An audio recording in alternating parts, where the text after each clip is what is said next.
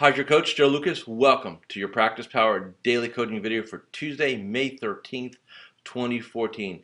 Let's talk about something that we really haven't talked about in a while on our little morning chats here, which is the strategy of prejudging your clients. We'll just talk about those. We'll save the prospects for another time.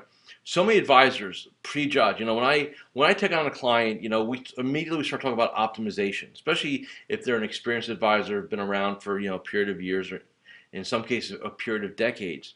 And the question I always ask is, well, how optimized is your book of business? So in terms of assets, fee-based assets, insurances, and whatever it is that you do, right? I always believe in maximizing relationships from not only a service and depth and connection level, but also from an economic level.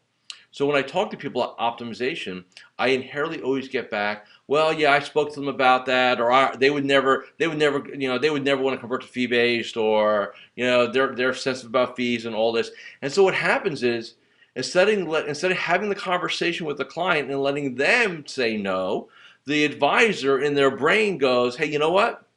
They're not going to say yes, so I don't need to go bring it up to them. In other words, I don't need to risk failure and risk rejection. I can just make that determination inside my mind. The reason why I bring this up is about a month ago I talked to a client and we're really looking to optimize this practice. There's a very personal reason why, which I won't get into it here, but it must be optimized, and the number of households have got to be very limited. So my whole thing with him is, hey, look, we got to optimize every household we have. I mean, to drive it all the way deep, we can't have anything hanging out there. And so he identified, I think right around 60 households or so, maybe it's 50, that he feels he can go have that conversation with. And what I told him was, I don't care what happened in the past.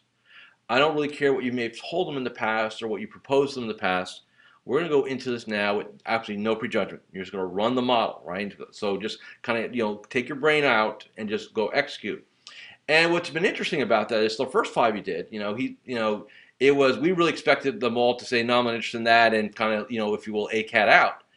What's interesting is two of the five are going to do that, but three of the five wanted to optimize, wanted to consolidate, wanted to, in essence, go fee-based.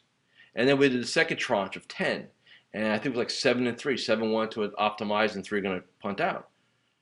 But the lesson learned here is, for years, this situation, this opportunity was always there. But the advisor didn't take advantage of it. Now, why? It wasn't a system issue. It wasn't a strategy issue. It was a mindset issue. And the point I'm making to everybody today on Tuesday is, what holds all of us back from achieving what we want is purely mindset, not systemization. Have a great Tuesday, and I'll see you tomorrow.